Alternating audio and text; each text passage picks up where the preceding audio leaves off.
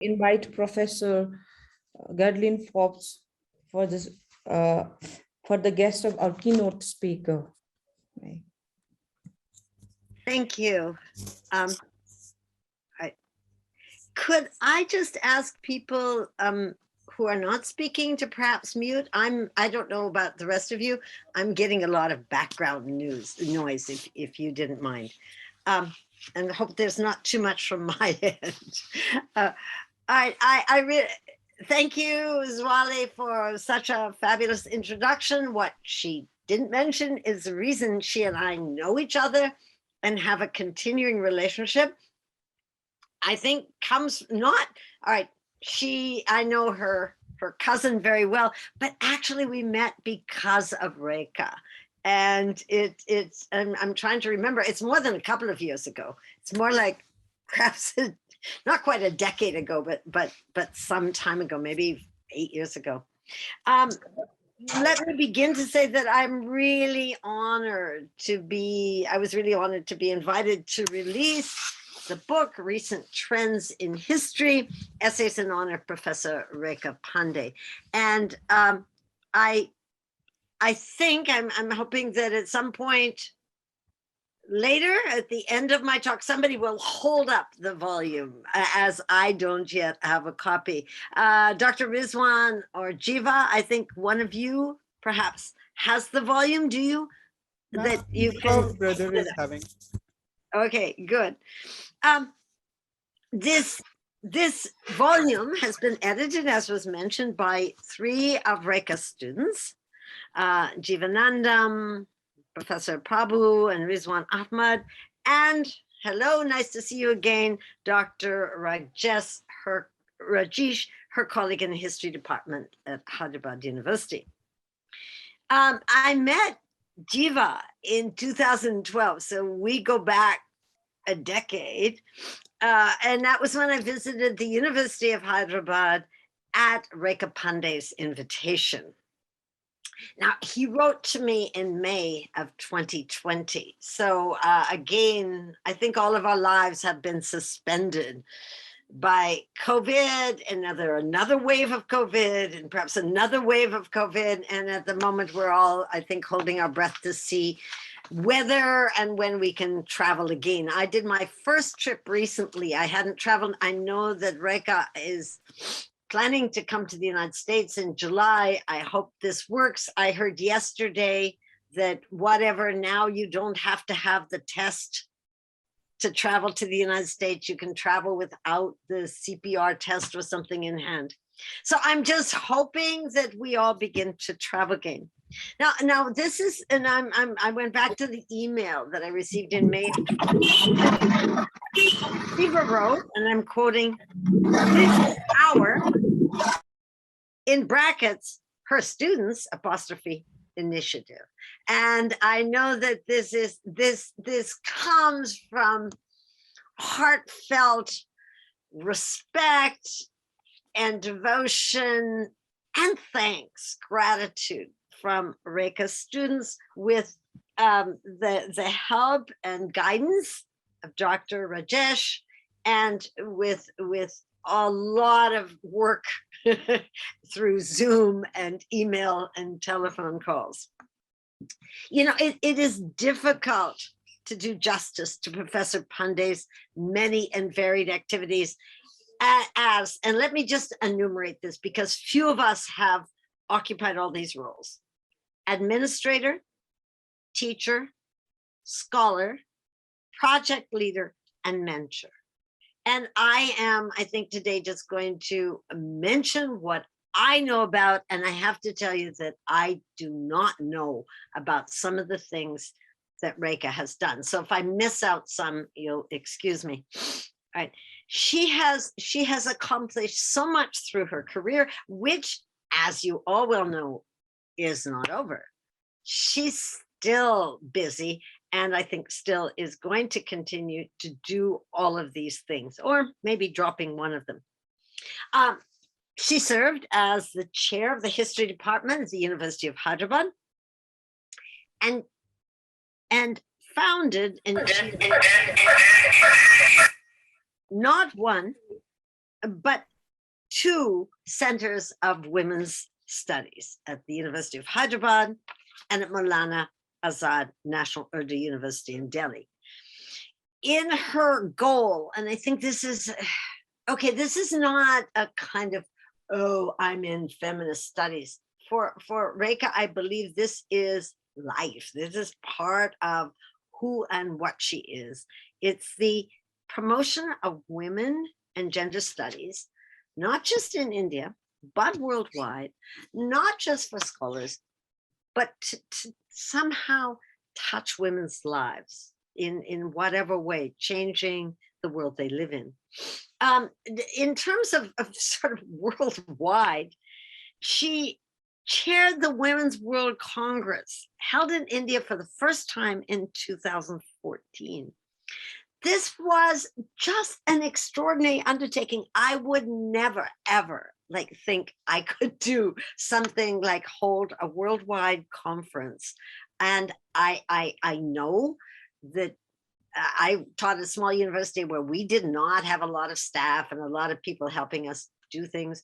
I know in India, you are not like big universities in the United States that have entire staffs to handle conference making. I know that in India, if you do a conference, you do the legwork, the phone calls, the begging, the cajoling, the organizing, the talking about this and that, getting speakers by yourself. This was, as I said, immense and daunting undertaking that could only have been done by somebody with Rekha's vision, drive, and energy. And what's, I think, astounding is there are 9 volumes of these conference papers. So it's not that she planned the conference, she organized it, she had people there from other countries. We had the conference, and now there are 9 volumes, and gender law and health, gender and work, gender and management, gender and history, gender violence, gender and globalization volumes. Some edited by Rekha, sometimes alone, sometimes with one of her students, and some by students working together. Now, I'm now, even though many of you are professors of your own, in your own right, teaching with your own families and careers and your own postgraduate students, I'm still, and I am today, I hope you don't mind referring to you as Rekha students, using the term that Jiva wrote in his first note to me about this volume. Over the years, Professor Pande has lectured in history and women's studies to students in different states in India.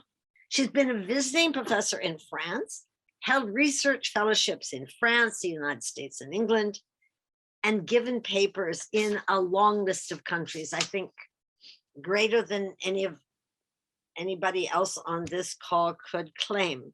Australia, Austria, Brazil, Canada, China, England, France, Japan, the United States, and Uganda, and I may have missed out one. Or perhaps Rekha has been home, had to stay home for the last couple of years and not been able to add to the list. I know from my personal experience of having her speak to women's studies and the Department of Education at my university that she speaks with passion and engages her audiences.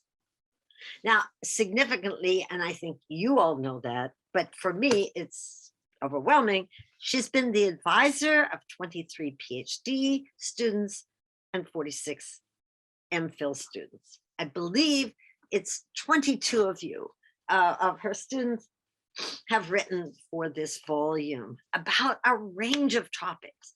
And that was mentioned by Dr. Rajesh, that the topics are really like divided into 4 main topics: 19th and sort of what I would call colonial India, where there's a lot of focus on medicine; 17th and 18th century, where the variety is great: food, economy, society, technology, weapons; a section on women's history, which is again sort of spans time and has topics on rulers, Devadasis, different topics. And the last section on society, religion, and politics, which again spans time and treats a number of topics.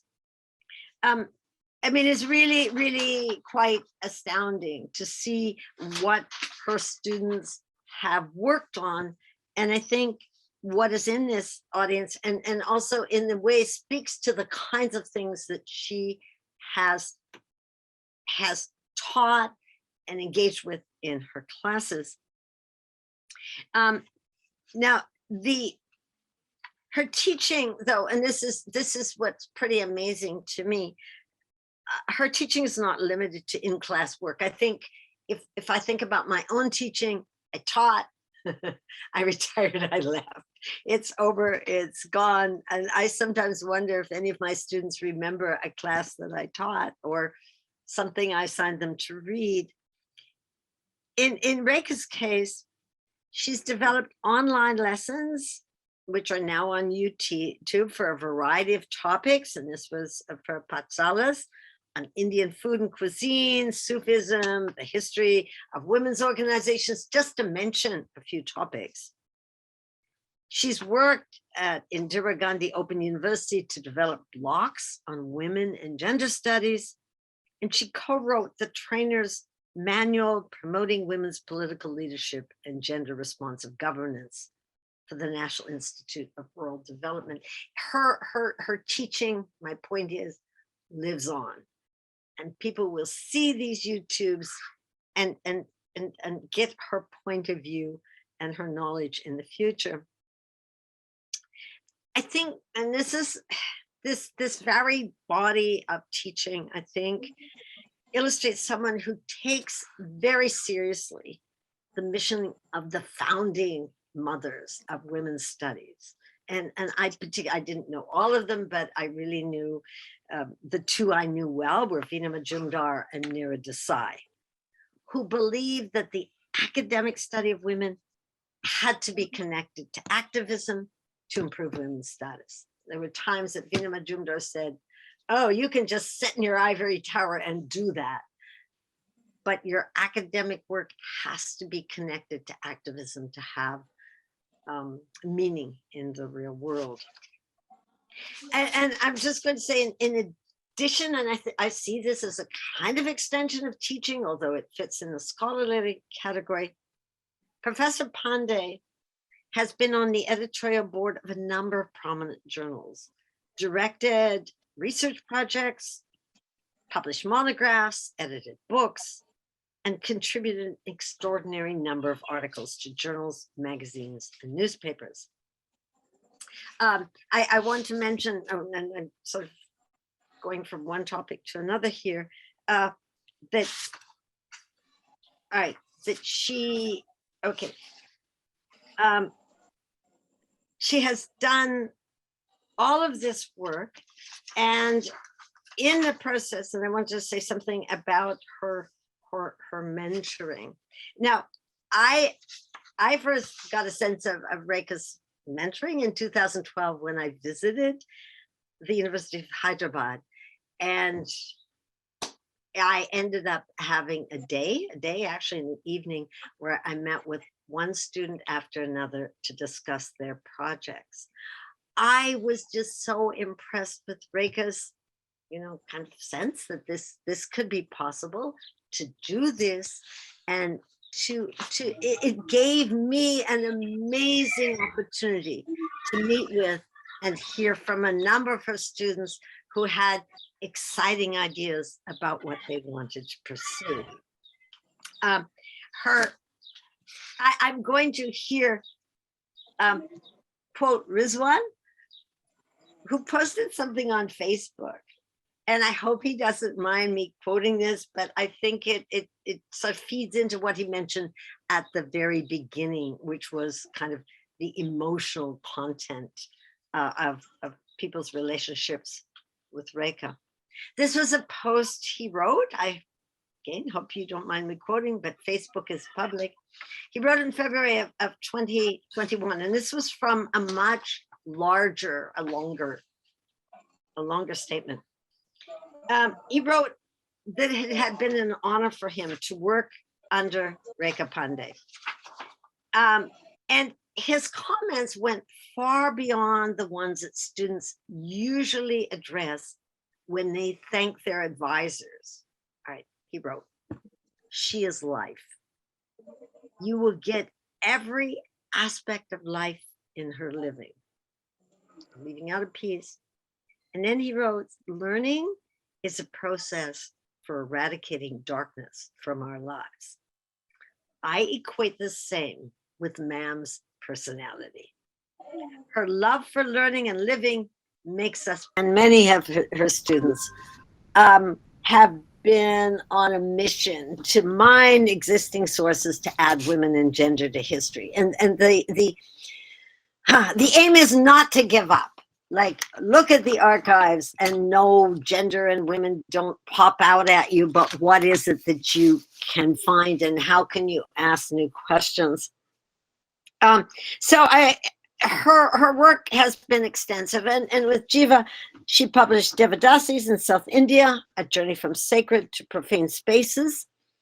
Her work on women in the Bhakti movement is one of the most cited, and this is the book published as Divine Sounds from the Heart, Singing Unfettered in Their Own Voices, the Bhakti movement and its women saints, which discussed women whose only medium of unfettered expression was devotional religion. And I think this is like a new way of telling us to look for things in spaces where we thought they were not before. I've only mentioned some of Professor Pande's work in exploring pre-colonial India. She's also, and I think this is significant and this is unusual, I never try to go back, and often I tell people that, oh, my work has to only is colonial, and I start here and I stop there and I can't answer any questions beyond that. But she's written books and articles on a number of pressing issues in women's studies: child labor, domestic violence, nation building, gender and technology, gender and policing, and sex trafficking.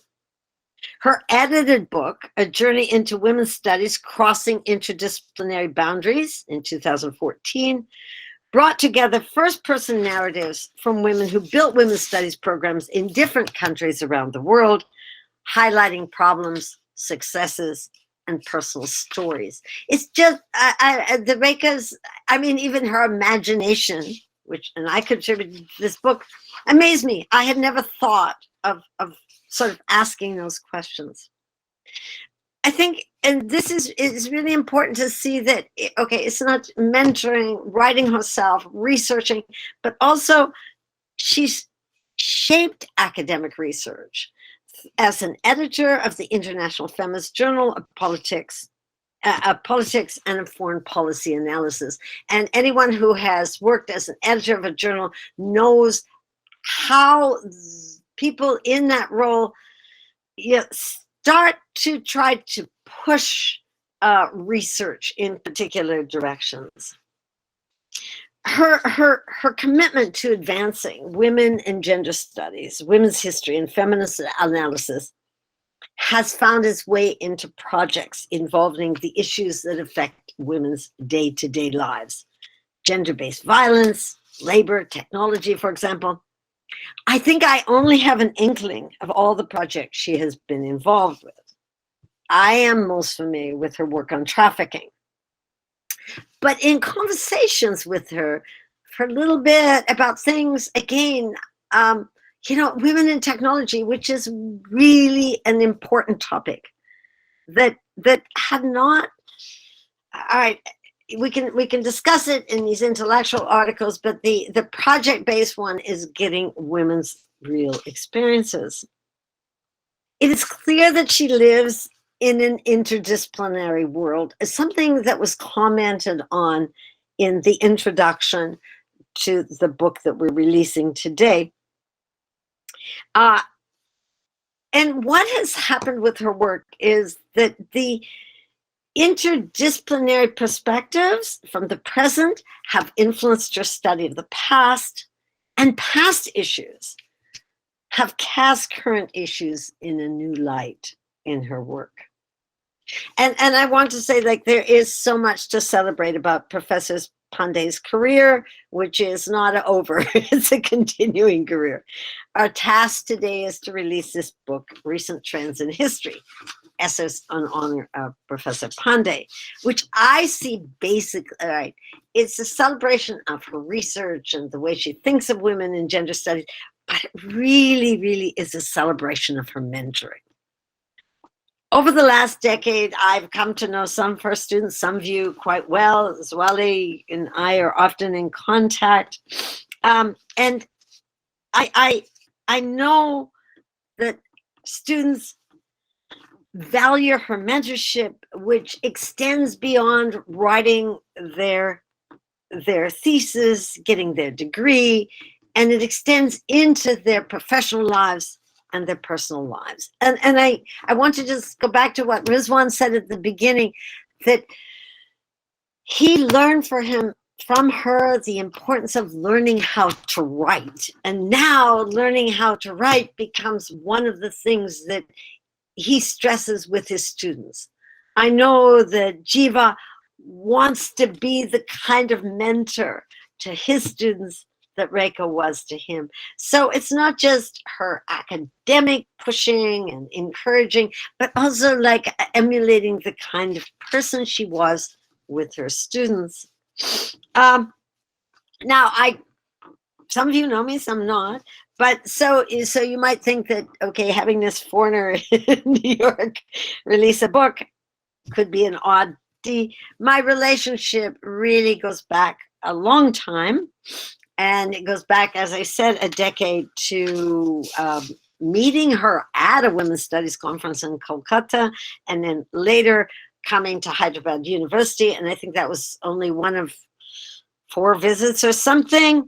I met with her students at that time. She has come to the United States and met with my students. We have met at conferences, and we are frequently in contact through email.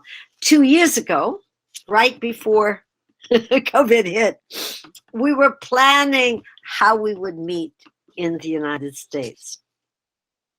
From the beginning, our relationship has built on a commitment to women and gender studies and to the whole concept of mentoring.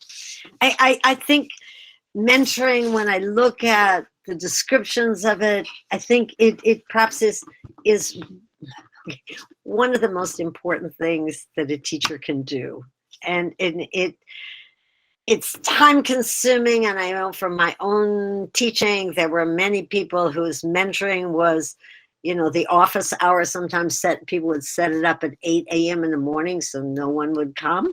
I mean, mentoring meant trying to pass that duty off to someone else and be signed on as a advisor. I think this amazing collection of essays by Rekha's students acknowledges her impact on their lives and work and makes it clear that the academic fields dear to her heart will thrive. So with this, I want to release Recent Trends in History, Essays in Honor of Rekha Pande. And I'm hoping someone can put the book, Jiva, perhaps you can, or Rizwan okay, you can hold the book up. Do you want to just? Yes, ma'am, this is the book. All right, so this is the release. I think if we were all there in person, we would hand them out. We would hand out copies of the book to